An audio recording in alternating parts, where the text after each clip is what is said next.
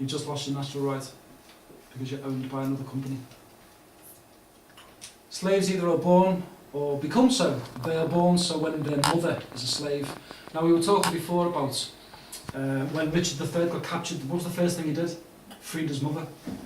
Symbolic. Did he realise that I can't get out of slavery unless I free my mother from it? They become so either by the law of nations, that is, by captivity, or by civil law. So what happens essentially is you're enslaved when you're conquered. William the Conqueror enslaved you by captivity. You just don't think that you're a captive on the land. You don't believe you're a prisoner. You But do, you because are. you need a bit of paper to get off the land and on the land. The idea that you can get claim to rights of land is a bit of a misnomer as well, because the land is not owned by us, it's owned by Rome. So that's, for all the free men out there who are trying to claim land, you're going to have a problem. You really are, because you're a captive on the land at the moment, under the civil law, which is Roman law, as we'll discover in a minute. In the condition of slaves, there's no distinction, but there are many distinctions amongst free companies, corporations, for they are either born free or you choose to set yourself free. And that really is down to you how you get out of this system. However you do it, whether it's self-employed, whether you start bartering with each other, it's really up to you. I can just give you the information, it's how you act upon it. Again, person. The thing is the object over which rights may be exercised, and that's the fundamental problem. It's your title, which you've been given.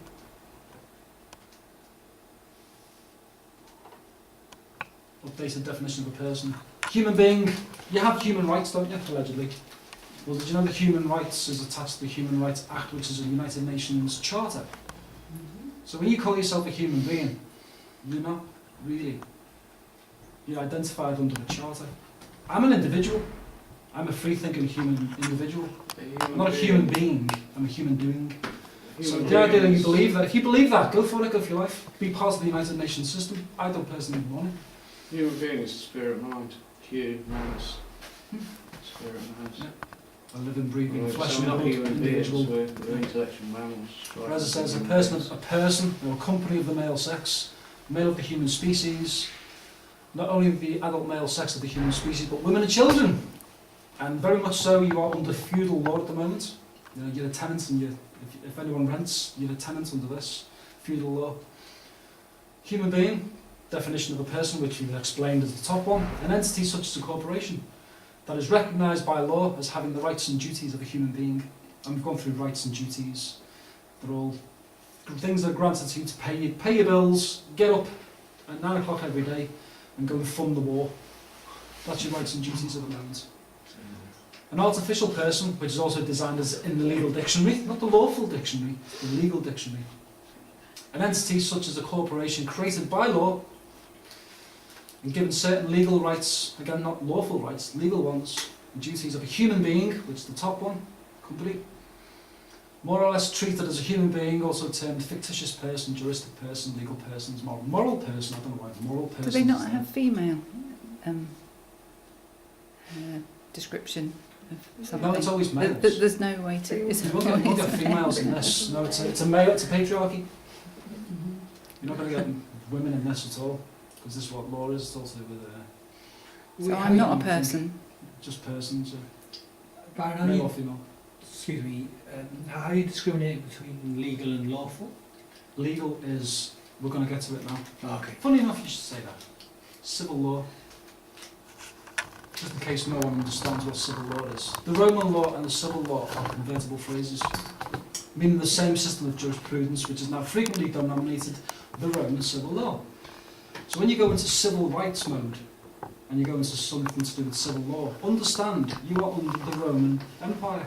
With every definition they tell you. The system of jurisprudence held and administered in the Roman Empire, particularly as set forth in the compilation of the Justinian and his successors, which we've gone through, 529, the Code of Justinian, denominated the Corpus Juris Civilis, as distinguished from the common law of England and the canon law. So it's a difference, it's a dual system. If you go into the court system, you're dealing with Rome. If you want to deal on common law and common land, and doing handshakes and word of mouth and doing private, commerce, you're under common law. You need to be regulated in case you do someone, ills, and if you promise to build them a house and you don't, You go to the common law, and you'll be judged, and you'll be, ostracised from commerce, or you'll have some kind of recompense you'll have the option of building this house for free or doing what you need to do to rectify it. But under the Roman law, you'll just pay a fee, you'll pay a fine. That's what it's all about. It's all about money generation. It's a very odd thing to do, to shake hands as well, isn't it? And of course they're all How many of us different. go to meetings and we shake a hand because we're contracting? That's it, yeah. So And all stop the different shaking people's handshakes to hands and watch them show, go. yeah, Weirdo. yeah. Because I mean, most tribes and that don't Well, do it have with your left hand. handshakes. Yeah. Most people do it with the right hand because it's the dominant side, but do it with the left hand and people go, oh, oh.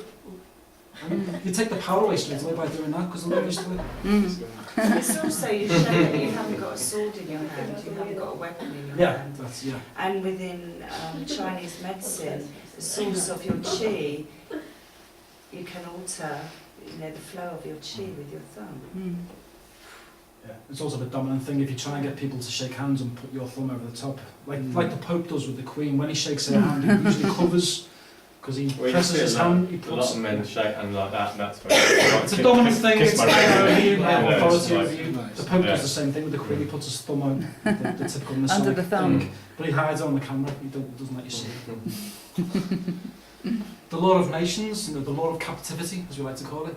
The law which a people enacts is called the civil law of that people, but that law which natural reason appoints for all mankind obtains equally among all nations because all nations use it. Because everyone uses the law of captivity. It's called democracy in our country these days.